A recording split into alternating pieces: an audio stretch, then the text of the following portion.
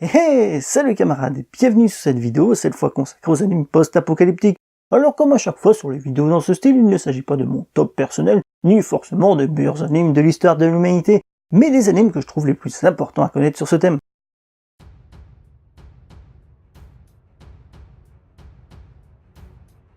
Qui a dit que le thème du post-apocalypse était réservé à la fiction? Le début de Genji Hiroshima présente une famille japonaise banale de 1945 qui, malgré les difficultés de la guerre, donne une étrange impression de gaieté. Ça ressemble à un dessin animé familial enthousiaste et très enfantin, mais évidemment à Hiroshima en août 1945, on se doute bien que l'anime n'est pas là pour détendre ou amuser. Quand on parle d'anime sur la Seconde Guerre mondiale, on pense immédiatement à l'incontournable Tombeau des Lucioles. Célèbre pour l'émotion qu'il dégage et son côté poétique. Dans Genji Hiroshima, le traitement est totalement différent. Ici, pas de poésie, uniquement la cruelle et violente réalité. Malgré son aspect très gag manga, il montre l'horreur atomique de la façon la plus crue possible. Ici, l'anime ne nous épargne rien, avec une séquence image par image de 2 minutes 30, tragique, gore et puissante, nous montrant ce qui n'est presque jamais montré. Femmes, enfants et animaux tous indistinctement horriblement déformés et brûlés. Après l'explosion, l'horreur ne fait que commencer, avec des cadavres calcinés à perte de vue et des survivants semblables à des monstres errants sans but. Pour moi, c'est la scène d'animation la plus violente et gore que j'ai jamais vue. L'horreur reste terrible malgré l'âge avancé de la série et sa faible animation. À l'époque, ça a dû vraiment être quelque chose. Malgré tout ça, Gain reste optimiste et garde espoir en l'avenir. Le film réussissant à ne pas sombrer dans la dépression absolue. Alors que le premier film montre l'explosion et ses conséquences immédiates, le thème principal du deuxième est la discrimination vers les survivants de la bombe et leur survie dans un Japon qui semble les avoir totalement abandonnés.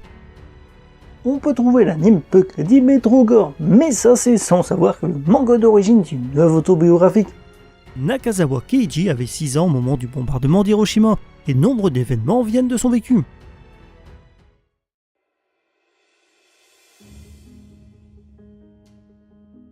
Il s'agit très probablement de l'anime le plus proche de la vision post-apocalyptique comme on l'imagine en Occident de cette vidéo, et totalement représentatif des années 80.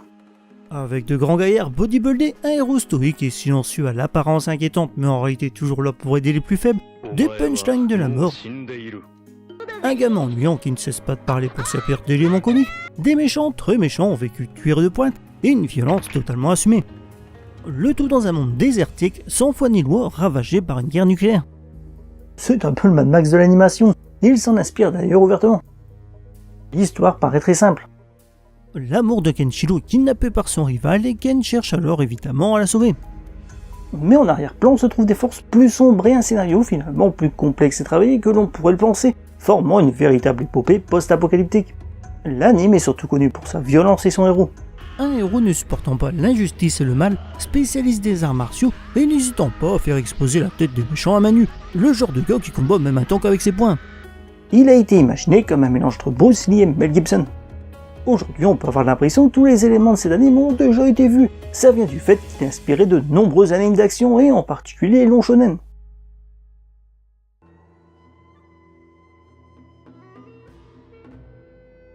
Nausicaa de la vallée du vent nous entraîne dans un monde post-apocalyptique où une guerre a anéanti une grande partie de l'humanité, qui a régressé à un niveau proche du Moyen-Âge. Surtout, la Terre est maintenant envahie d'une nature luxuriante mais toxique. L'avancée de cette végétation mortelle réduit inexorablement l'espace vital pour les humains et semble condamner l'humanité à sa fin. Au milieu d'insectes géants, la vallée du vent abrite un peuple qui vit relativement en sécurité, mais cette paix est cependant menacée, non pas par cette nature mortelle, mais bien par d'autres humains. Ce film réunit déjà les valeurs chères à Miyazaki, à savoir le respect de la nature et le pacifisme, car évidemment qui dit territoire qui se réduit dit guerre pour s'emparer de ceux du voisin. Le film est surtout porté par sa aujourd'hui très célèbre héroïne, Nausicaa, qui est déjà l'héroïne type de Miyazaki. Innocente, forte, courageuse et en communion avec la nature, elle est pleine de compassion, d'amour et d'une inébranlable volonté d'apporter la paix. Ce film a plus de 30 ans, alors forcément l'animation paraît aujourd'hui assez simpliste et les couleurs fades. Il ne faut pas oublier que Miyazaki n'avait pas encore la réputation qu'on lui connaît, le budget n'est donc certainement pas aussi élevé que ce qu'il aurait fallu. Pour la comparaison, Nausicaa coûtait 108 millions d'yens, alors que le château de Cagliostro, premier film réalisé par Miyazaki en 1979, a coûté 500 millions d'yens, et Kiki la petite sorcière lui a coûté 800 millions. Bien que ce film n'égale pas le manga, il n'en reste pas moins un monument incontournable de l'animation japonaise.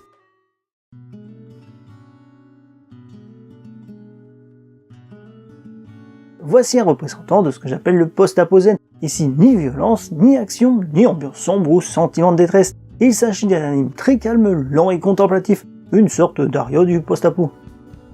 L'histoire parle d'une androïde qui vit en périphérie de ce qui reste de Yokohama. Elle passe tranquillement ses journées à tenir un café en entendant le retour de son propriétaire. Un jour, elle reçoit un appareil photo du dit propriétaire, elle décide alors de partir seule découvrir le monde. Bien que l'action se déroule dans un monde futuriste post-apocalyptique où le réchauffement climatique a provoqué une forte montée du niveau des océans, on ne ressent aucune panique, tristesse ou sentiment de crise. Tout le monde semble d'ailleurs vivre très paisiblement. Il ne faut pas s'attendre à de l'action à couper le souffle, ni à un scénario profond. Le but était clairement de faire ressentir des émotions plutôt que de raconter une histoire. Le rythme est lent, avec de longs plans contemplatifs pour admirer la beauté des paysages. Le scénario est simple et la musique douce, le tout dégageant un profond sentiment de détente et de tranquillité. Alpha est un personnage attachant qui dégage une certaine naïveté. Elle est très amicale, calme et avance à son propre rythme. Bien qu'elle soit une androïde, il est bien difficile de faire plus humain comme personnage.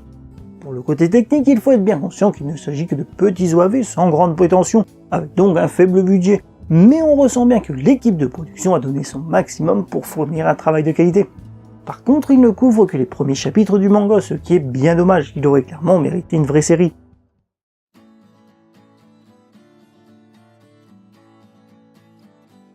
Voici un grand classique des années 90 qui a su marquer les esprits grâce à son mélange de comédie déjantée et de sérieux, et surtout grâce à son charismatique héros.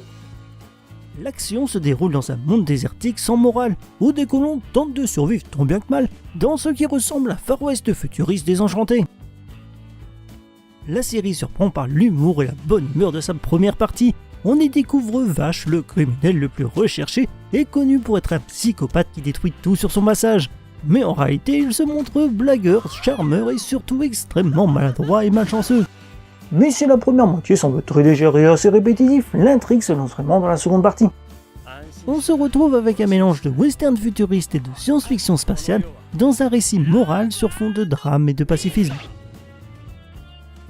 On se pose sans cesse des questions sur Vache. Est-il un dragueur invétéré ou un gentleman, un tueur ou un pacifiste, un gaffeur ou une personne sérieuse et sévère?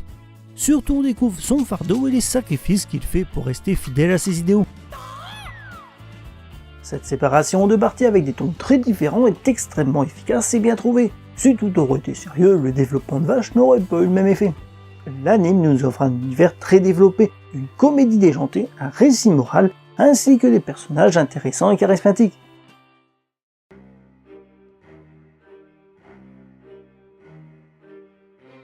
Un lycéen japonais de notre époque rencontre une fille mystérieuse et se retrouve entraîné dans une faille temporelle qui l'envoie dans une autre dimension. Dans ce monde, la ressource la plus rare et précieuse n'est autre que l'eau. Or là, la loupe possède un pendentif capable de créer une quantité infinie du précieux liquide. Elle est désespérément recherchée par un tyran violent et mégalomane qui veut obtenir son pouvoir pour dominer le monde. Dans ce monde désertique ne survivent que quelques rares peuples nomades qui vivent dans une pauvreté extrême et craignent chaque saut d'humeur du tyran.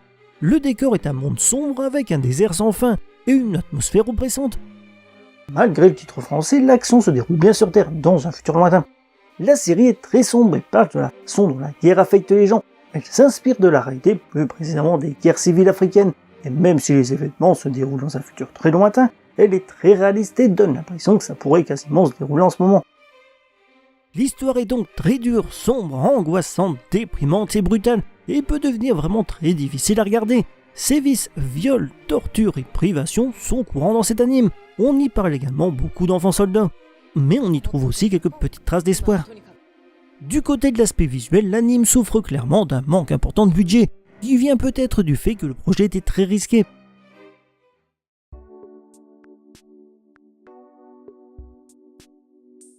Tout d'abord, il faut savoir que ce court-métrage a été entièrement réalisé par une seule personne. C'est important de le savoir pour comprendre toute l'ampleur du travail.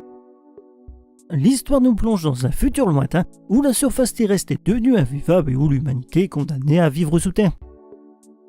Dans ce monde en déclin, on suit Ula, une sorte d'archéologue du futur qui explore les archives numériques de l'ancien monde pour comprendre et retrouver le passé de la Terre. C'est animé simple et poétique avec un fort sentiment de mélancolie. Mélancolie renforcée par les touches musicales et les décors sombres, froids et métalliques. Techniquement, l'œuvre est impressionnante et on ne peut être qu'admiratif devant le travail fourni par une seule personne. On y trouve un original mélange de décors en 3D et de personnages en 2D, le tout étant particulièrement harmonieux et bien trouvé.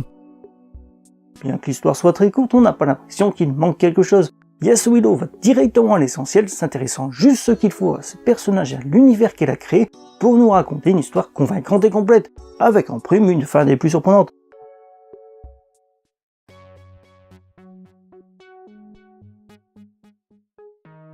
Les premiers épisodes nous entraînent dans la cité d'hommes de Rondo. C'est une ville dystopique hautement technologique où la superficielle tranquillité est perturbée par un étrange virus informatique rendant les androïdes désobéissants et doués de conscience. L'histoire, semblable à un thriller, nous montre la belle et froide Réal Meyer qui enquête sur le virus et sa rencontre avec un monstre énigmatique qui va bouleverser sa vie. Réal n'a alors plus qu'une seule obsession, le traquer, percer ses mystères.